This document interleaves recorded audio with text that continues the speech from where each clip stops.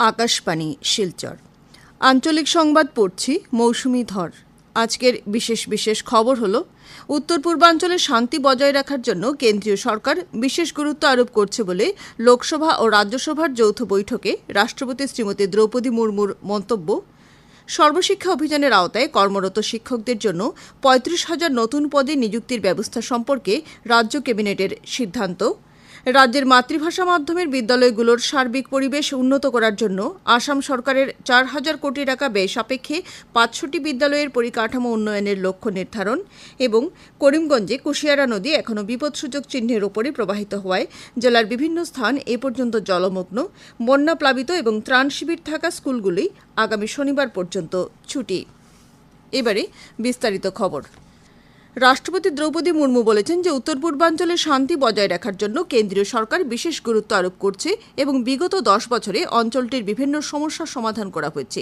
অঞ্চলটিতে শান্তি শৃঙ্খলা অব্যাহত রাখতে প্রতিরক্ষা বাহিনীর বিশেষ ক্ষমতা আইন পর্যায়ক্রমে বিভিন্ন স্থান থেকে প্রত্যাহার করা হচ্ছে বলে তিনি জানান। আজ সংসদের উভয় সভার যৌথ অধিবেশনে ভাষণ দিয়ে রাষ্ট্রপতি বলেন যে সদ্য সমাপ্ত লোকসভা নির্বাচনে জম্মু কাশ্মীরে রেকর্ড সংখ্যক ভোটদাতা তাদের ভোটাধিকার সাব্যস্ত করে দেশের শত্রুদের যোগ্য প্রত্যুত্তর দিয়েছেন। তিনি বলেন যে জনসাধারণ অনুধাবন করতে পেরেছে যে সরকার তাদের আশা আকাঙ্ক্ষা পূরণ করতে সক্ষম। শ্রীমতী মুর্মু বলেন যে নতুন সরকার সংসদের পরবর্তী অধিবেশনে প্রথম সাধারণ বাজেট দাখিল করবে। সুদূর প্রসারী নীতি ও ভবিষ্যৎ দৃষ্টিকোণ থেকে এই বাজেট প্রস্তুত করা হবে বলে উল্লেখ করে দ্রুত এই বাজেটে বিভিন্ন সংশোধনী করা হবে বলে তিনি জানান। রাষ্ট্রপতি বলেন যে বিগত ১০ বছরে দেশ বিশ্বের একাদশ স্থান থেকে পঞ্চম বৃহৎ অর্থনীতির দেশ হিসেবে পরিগণিত হয়েছে এবং বিশ্বের তৃতীয় অর্থনীতির দেশ হিসেবে গড়ে ওঠার লক্ষ্যে প্রয়াস অব্যাহত রেখেছে।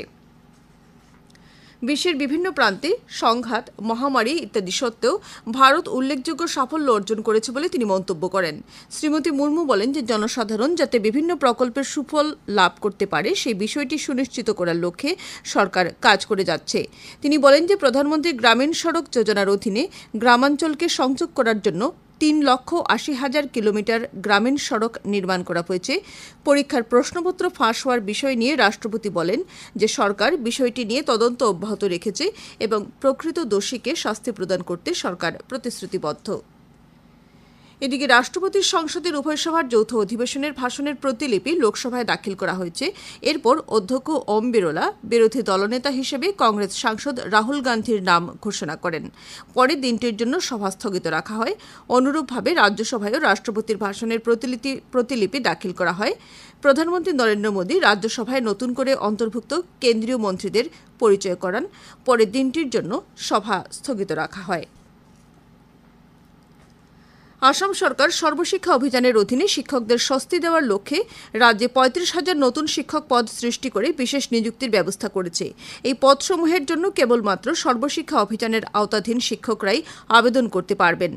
নলবাড়ীতে আজ অনুষ্ঠিত আসাম মন্ত্রিসভার বৈঠকের পর মুখ্যমন্ত্রী ড হিমন্ত বিশ্ব শর্মা সংবাদ মাধ্যমের কাছে একথা জানান। তিনি বলেন যে এই সিদ্ধান্তের ফলে পূর্বের অনিয়মিত পদগুলি বিলুপ্ত হওয়ার পাশাপাশি নতুন পদে নিযুক্তি লাভ করা শিক্ষকরা সরকারি নিরিখ অনুযায়ী বেতন এবং বার্ষিক বেতন বৃদ্ধির সুযোগও লাভ করবেন। সুপ্রিম কোর্টের উমাদেবী মামলার পরিপ্রেক্ষিতে আসাম মন্ত্রিসভার চাকরি নিয়মিত করার ক্ষমতা না থাকায় রাজ্য সরকার ক্যাবিনেট বৈঠকে এই সিদ্ধান্ত গ্রহণ করেছে বলে মুখ্যমন্ত্রী জানিয়েছেন। এদিকে আজকের মন্ত্রিসভায় পরিবহন ও যানবাহন সংক্রান্ত দুটি সিদ্ধান্ত গ্রহণ করা হয়েছে। জরিমানা দেওয়ার নামে আর্থিকভাবে অনগ্রসর লোকেদের সমস্যার সম্মুখীন হওয়ার বিষয়ে প্রায়ই অভিযোগ উত্থাপিত হওয়ার প্রতি লক্ষ্য রেখে এই সিদ্ধান্ত গ্রহণ করা হয়েছে। সেই অনুসারে মোটরসাইকেলের আরোহীকে কেবলমাত্র হেলমেট না পরলেই জরিমানা করা হবে। ট্রাফিক পুলিশ দ্বিচক্রযানের চালককে অন্যান্য নথিপত্রের বিষয়ে জরিমানা করতে পারবেন না। এদিকে অটো রিকশাসহ ৩ চাকার বাহনের চালক বাহন চালানো বা পার্কিংয়ের ক্ষেত্রে আইন অমান্য করলে 4 বার পর্যন্ত তাদের রেহাই দেওয়া হবে, তবে পঞ্চমবার করা ভুলের জন্য জরিমানা ধার্য করা হবে। এই ক্ষেত্রে পরিবহন বিভাগকে 15 দিনের মধ্যে নীতি নির্দেশনা জারি করতে বলা হয়েছে। অন্যদিকে নলবাড়ির ৩৪৭ জন অবিবি শিক্ষককে মুখ্যমন্ত্রী আত্মনির্ভর আসাম প্রকল্পের আওতায় আগামী ৩০ সেপ্টেম্বর ২ লক্ষ টাকা করে এককালীন আর্থিক সাহায্য প্রদান করা হবে। এছাড়া জেলার 4টি ধর্মীয় প্রতিষ্ঠান বিলেশ্বর দেবালয়, বালিলেসা মন্দির, বাঘেশ্বরী মন্দির এবং হরি মন্দিরকে পর্যটন কেন্দ্র হিসেবে গড়ে তোলার জন্য ৩ কোটি টাকা করে প্রদান করার বিষয়ে ক্যাবিনেটে সিদ্ধান্ত গ্রহণ করা হয়। রাজ্য সরকার মাতৃভাষা মাধ্যমের বিদ্যালয়সমূহের সার্বিক পরিবেশ উন্নত করার জন্য 500টি বিদ্যালয়ের পরিকাঠামো নতুন করে নির্মাণ করার পদক্ষেপ গ্রহণ করেছে। এই 500টি বিদ্যালয়ের পরিকাঠামো নতুন করে গড়ে তোলার জন্য রাজ্য সরকার 4,000 কোটি টাকারও বেশি অর্থ ব্যয় করবে। এই পদক্ষেপের অংশ হিসেবে চাংসারি আদর্শ উচ্চতর মাধ্যমিক বিদ্যালয় এবং চাংসারি বালিকা বিদ্যালয়ের নির্মাণ কাজ দ্রুত গতিতে চলছে। মুখ্যমন্ত্রী ডক্টর হিমন্ত বিশ্ব শর্মা আজ দুটি বিদ্যালয়ের নির্মাণ কার্যের অগ্রগতি খতিয়ে দেখেন এবং যাবতীয় পরামর্শ দেন। আকাশবাণী শিলচর কেন্দ্রের আঞ্চলিক সংবাদ এখন থেকে আমাদের ইউটিউব চ্যানেল এআইআর নিউজ শিলচরের মাধ্যমেও শোনা যাচ্ছে। এছাড়া আমাদের Facebook page all India radio news শিলচরের মাধ্যমেও এই সংবাদ শোনা যাবে। খবর প্রচারিত হচ্ছে আকাশবাণী শিলচর কেন্দ্র থেকে। রাজ্যের বন্যা পরিস্থিতির আগের তুলনায় উন্নতি হলেও 11টি জেলার 487টি গ্রামের বিভিন্ন অঞ্চল এখনও বন্যার কবলে রয়েছে। এবারের বন্যায় 1,30,000-এরও বেশি লোক ক্ষতিগ্রস্ত হয়েছেন। প্রশাসনের তৈরি করা 109টি আশ্রয় শিবিরে 10,000-এরও বেশি লোক আশ্রয় নিয়ে রয়েছেন। এদিকে বরাক উপত্যকার কুশিয়ারা নদীর জল এখনও বিপদসীমার ওপরে প্রবাহিত হচ্ছে। বন্যার জন্য করিমগঞ্জ জেলার বহু লোক এখনও গৃহবন্দী হয়ে রয়েছেন। জেলার 3 শতাধিক বিদ্যালয়ের পাঠদানও বন্যার জন্য বাধাপ্রাপ্ত হচ্ছে। করিমগঞ্জের জেলা আয়ুক্ত এক বিজ্ঞপ্তিতে জানিয়েছেন যে জেলার যে সমস্ত স্কুলে ত্রাণ শিবির রয়েছে এবং যে সমস্ত শিক্ষা প্রতিষ্ঠান বন্যা প্লাবিত রয়েছে তা আগামী 29 জুন অর্থাৎ শনিবার পর্যন্ত বন্ধ থাকবে। বিজ্ঞপ্তিতে আরও জানানো হয়েছে যে জেলার 93টি স্কুলে ত্রাণ শিবির রয়েছে এবং 270টি স্কুল বন্যার জলে প্লাবিত রয়েছে। তবে জেলার বাকি সরকারি ও বেসরকারি শিক্ষা প্রতিষ্ঠানে যথারীতি পাঠদান চলবে বলে বিজ্ঞপ্তিতে জানানো হয়েছে। পুনরাদেশ না দেওয়া পর্যন্ত এই নির্দেশ বহাল থাকবে। কেন্দ্রীয় অনুসন্ধানকারী সংস্থা সিবিআই চিকিৎসা বিজ্ঞানের স্নাতক পাঠ্যক্রমের প্রবেশ পরীক্ষা নিটে হওয়া অনিয়মের অভিযোগে দুজনকে গ্রেপ্তার করেছে। সরকারি সূত্রে প্রকাশ করা হয়েছে যে বিহারের পাটনা থেকে অভিযুক্ত দুজনকে গ্রেপ্তার করা হয়েছে। উল্লেখ্য, সিবিআই এই পরীক্ষায় প্রশ্নপত্র ফাঁস হওয়া সংক্রান্ত মামলার তদন্তের দায়িত্ব গ্রহণ করার পর বিহার পুলিশের অর্থনৈতিক অপরাধ দমন শাখার সঙ্গে সাক্ষাৎ করে সম্প্রতি তদন্ত আরম্ভ করেছে। রাজ্য সরকার 2 লক্ষেরও কম বার্ষিক আয় থাকা পরিবারের ছাত্রছাত্রীদের কলেজের ভর্তি মাশুল বহন করার সিদ্ধান্ত গ্রহণ করেছে। এই ব্যবস্থা রূপায়ণ করার জন্য আনুমানিক 150 কোটি টাকা ব্যয় করা হবে। মুখ্যমন্ত্রী ডক্টর হিমন্ত বিশ্ব শর্মা এই কথা জানিয়ে বলেন যে আগামী জুলাই মাসে সংশ্লিষ্ট কলেজগুলোতে এই অর্থ প্রেরণ করা হবে। এই ক্ষেত্রে কোনো শিক্ষার্থীর সমস্যার সম্মুখীন হলে জেলা আয়ুক্ত অথবা শিক্ষা বিভাগের সঙ্গে যোগাযোগ করতে পারবে বলে মুখ্যমন্ত্রী জানান।